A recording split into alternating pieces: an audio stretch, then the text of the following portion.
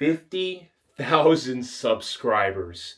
If teenage me could see this, he would lose his mind. My friend and I used to have a YouTube channel back in 2008. We never made it past 40 subs before we took it down. And now 50,000. Words cannot describe how much I truly appreciate all of you guys. All the supports, all the love, all the just interactions I've gotten to have with you guys in person. I'm sorry I'm kind of bad at speaking. From the bottom of my heart, thank you all for everything. It really means the world to me. And I say this from the bottom of my heart. Thank you, thank you, thank you. I'm excited to get into this Q&A. I asked you guys for some questions, and y'all did not disappoint. There were so many great ones. I wish I could get to all of them, but this would be like a 15-hour video, I swear. And I'm really excited to get into this Q&A, but as promised, there is a giveaway. I hope some of you guys are fans of Wizards of the Coast era, because I do have a base set 2 long crimp booster pack, which I will be giving to one of you guys. All you have to do is just be subscribed to the channel and just let me know in the comment a memory that you have with Pokemon or Yu-Gi-Oh! It can be a funny one, it can be a sad one, it can be a happy one. Just any memory. I want to get to know more about you guys. And with that being said, let's get started with this Q&A. And the question I'm going to start with is, why is your username Hyper-Psychic Cards? Now, the name is a reference to two things. It's a reference to my favorite Yu-Gi-Oh! Monster, Hyper-Psychic Blaster. It's also a reference to my favorite Pokemon type, the Psychic type. The Ghost type is a very close second, by the way. Next question is, what's your favorite voice to do? Well, of course, Mickey. I think it's quite a mystery. You wanna be a very best. I know one ever was. I won't subject you all to that. Was there any anxiety or fear about putting yourself out there? I always wanted to start a channel, but I also have an aversion to anyone knowing who I am. The world is scary. You're not wrong, the world is scary and people are weird. Yes, I definitely did have a lot of fear about that. In fact, when I originally started my page, because I first started on Instagram, I was a completely faceless account. My account originally started as just a showcase of my Pokemon and Yu-Gi-Oh! Collection and pack openings. But eventually that content just kind of got boring to me, and I reached this point of wanting to do some comedy stuff. I had some funny ideas rattling in my brain, but I came to the realization that if I wanted to make comedy skits and stuff like that, I have to put myself out there. It was definitely kind of a unnerving feeling, like, man, I'm really out there putting myself face forward again on the internet, something I haven't done since I was 14. But as time went on and I started to interact with more people in the community, it kind of eased my nerves and made me feel a lot more comfortable about doing this and putting myself out there. It does feel scary at first, and I completely understand if you don't want to put your face out on the internet. It is a scary world out there, you're not wrong. But you can overcome the fear. I know you can do it. If I could do it, I know you can too. Next one comes from someone who's been supporting me for a long time. Base Showcase. Congrats, bro. I had a two-part question regarding your content creation journey so far. The first portion is, how many other channels have interviewed you or had you on for a collab? And second part is, which of those did you enjoy the most and the reason for why you did?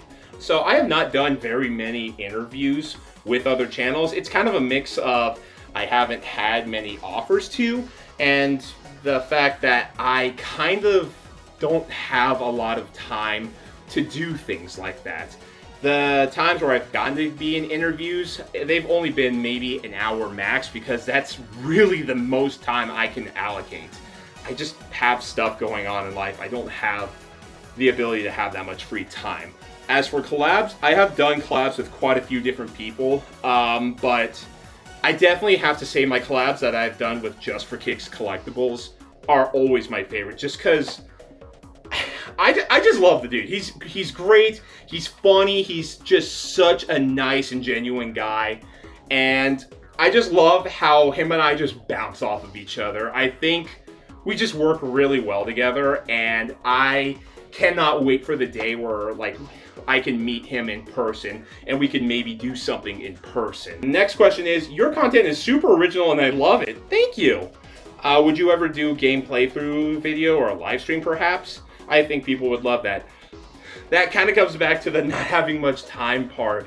I have had lots of people ask me to do live streams, or I want to, I do, it sounds fun. I just don't have that much time. If, like I said, I would be able to maybe do an hour at most if I ever did those. And I feel like live streams are kind of one of those things where you really want them to go on for like hours and hours. That way you can have all that time with your community and talking to people.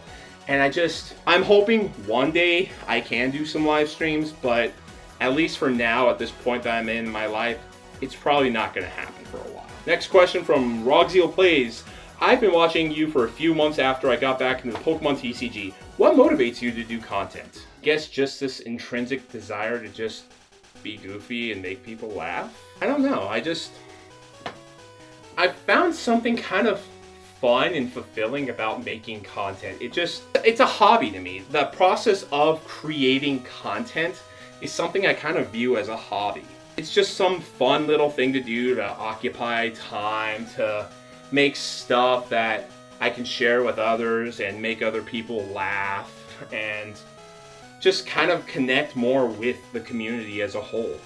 I don't know, I think it's kind of a fun thing to do. Next question comes from Bulbasaurus DB.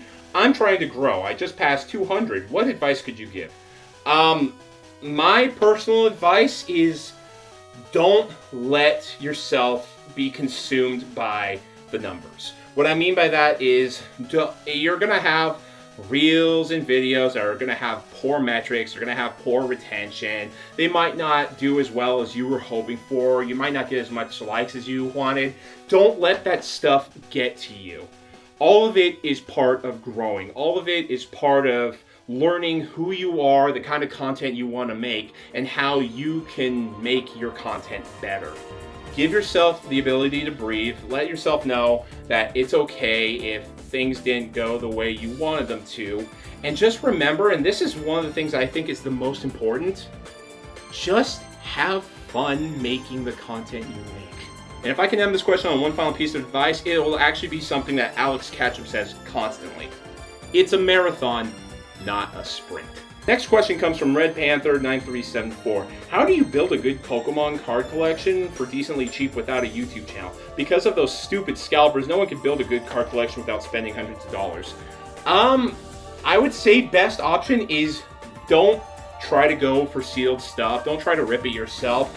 If there's singles you want, just buy the single. And not only that, look for additional options like buying singles in different languages.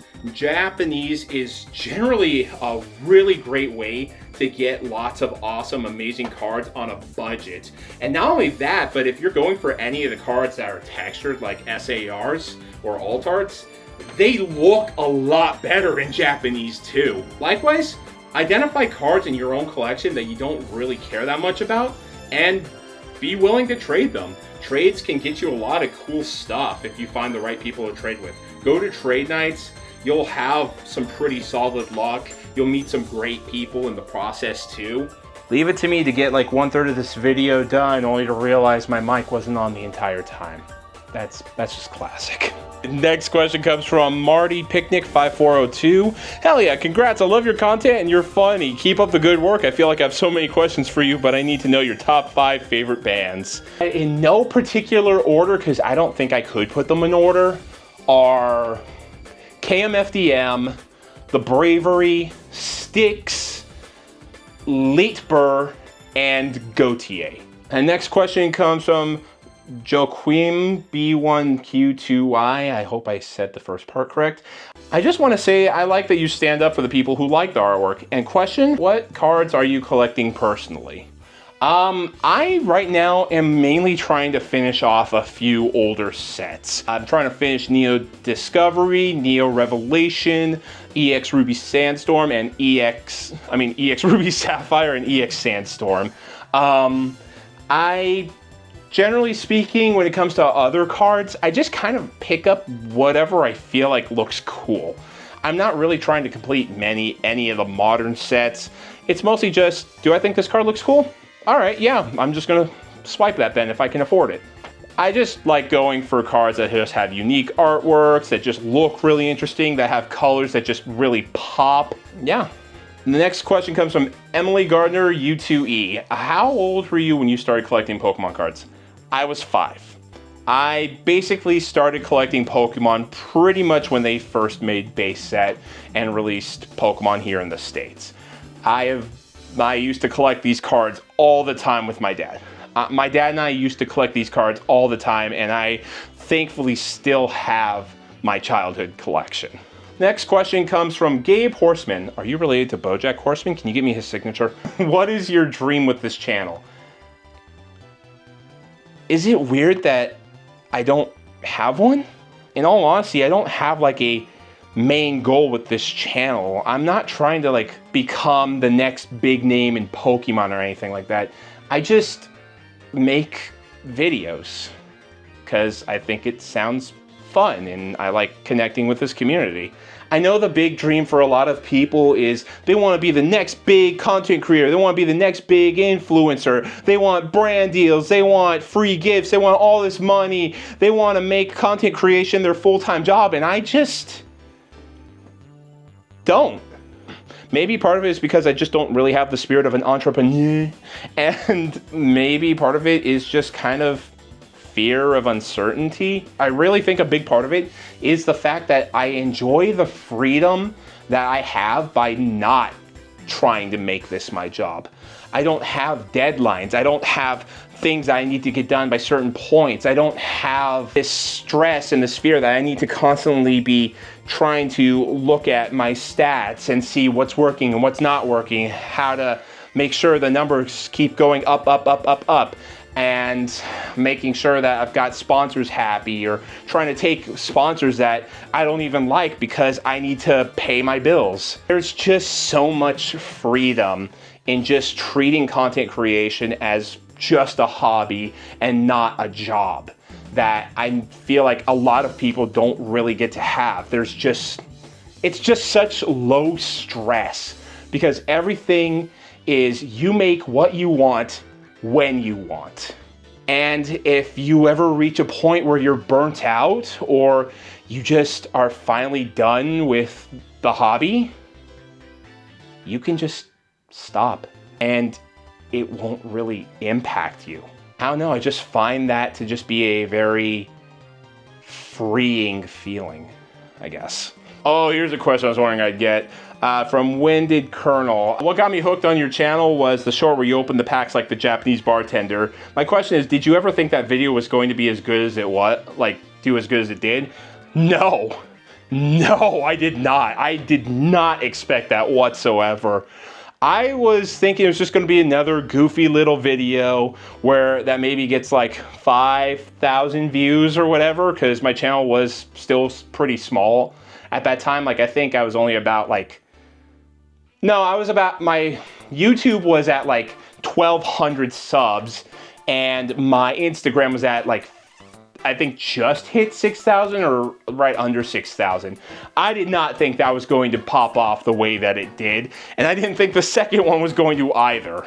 I really thought it was just going to be like a video that did decently well. I did not know it was going to be something that would go viral in Japan and Korea. No, the metrics straight up on my video on YouTube say that the biggest audience for those Japanese bartender videos is from Japan and Korea, which I love so much. It just blew up in a way I never expected, and I love it so much. Here we go. Elliot Entertains with, what is your favorite Pokemon and your favorite generation of Pokemon? My favorite Pokemon is Gliscor. Electivire is a close second. And my favorite generation is my favorite generation of Pokemon is Gen 4. I realize I have to answer that a little bit differently because of the wording. My favorite generation is Gen 2, but my favorite generation of Pokemon is Gen 4 because most of my favorite Pokemon are Gen 4 Pokemon. I don't know, man. The Sinnoh games, when it came to Pokemon designs, they just It hit. It really hit. All right, next question here comes from Burb Godfloop.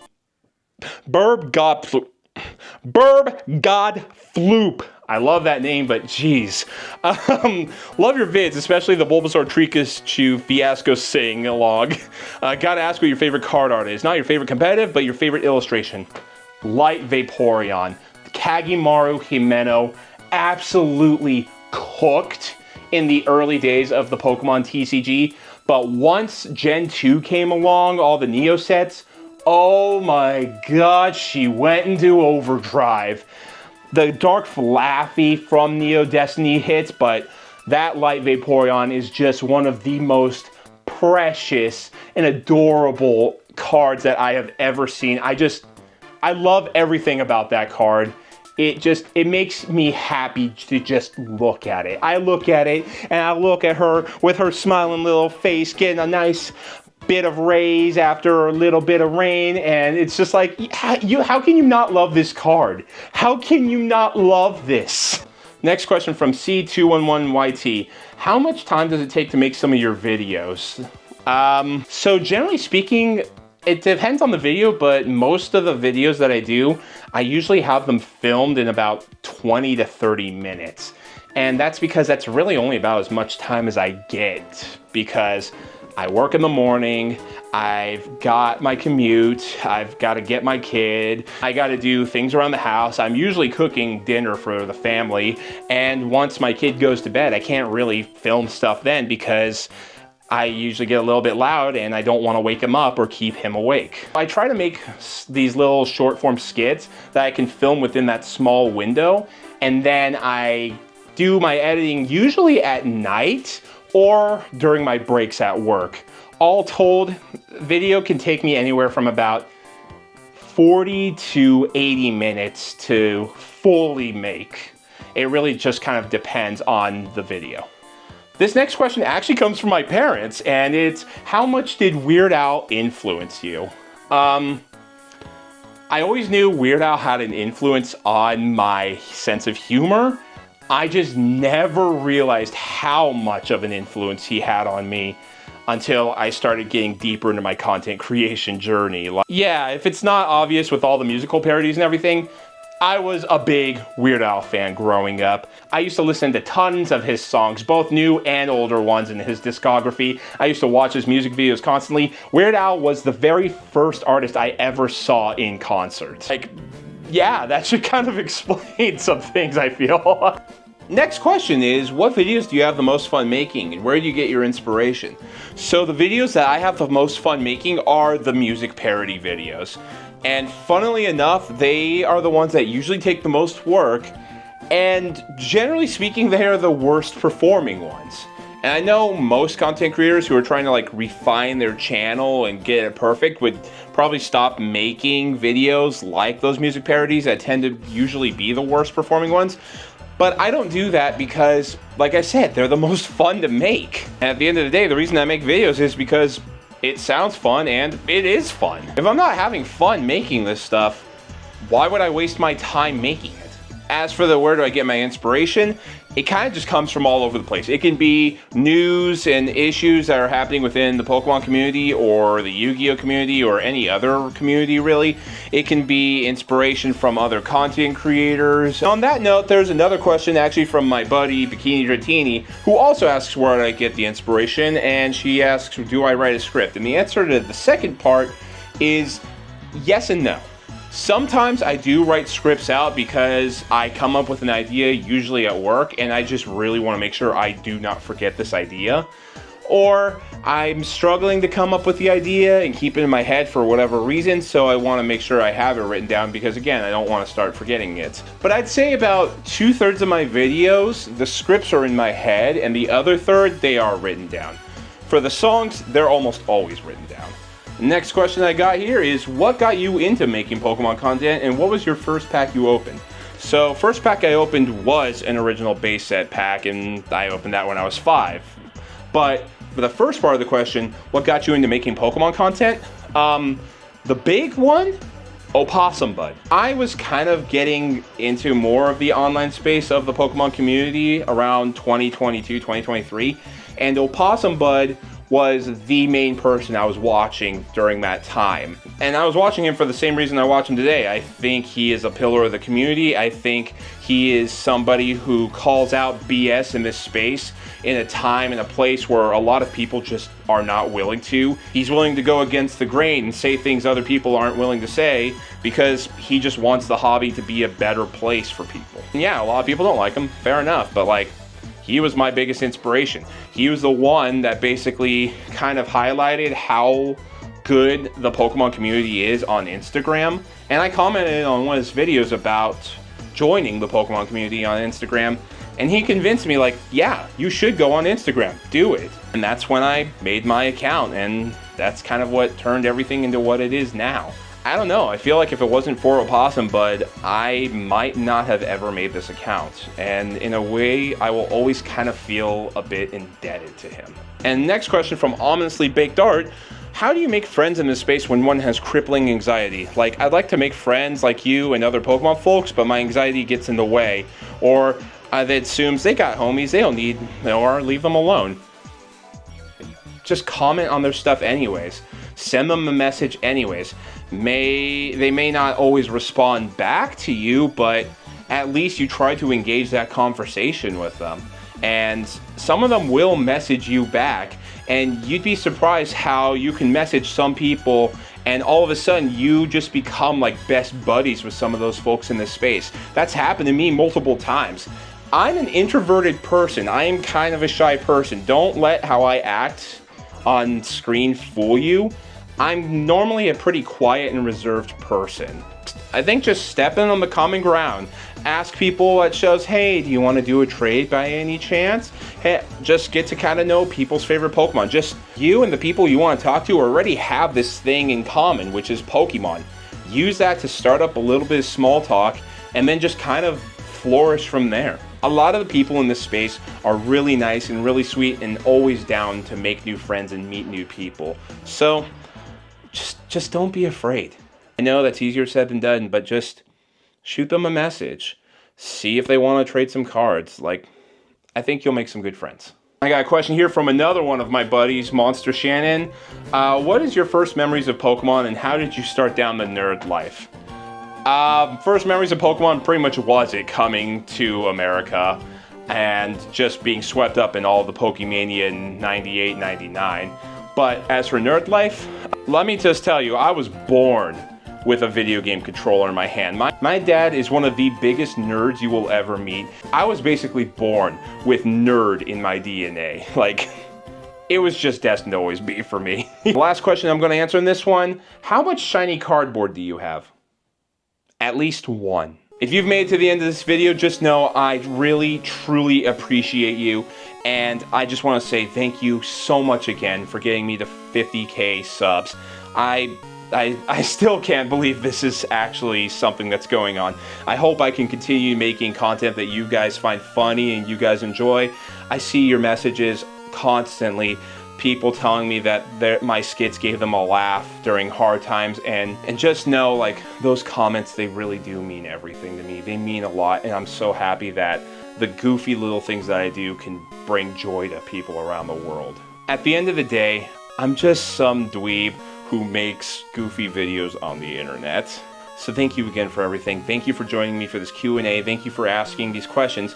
And as a special bonus, and please don't tell anyone, if you made it to the end of this video, also comment down below what is your favorite Pokemon or Yu-Gi-Oh monster, and that will count as a second entry. Just don't let the people who only watch the first 2 minutes know. See you guys.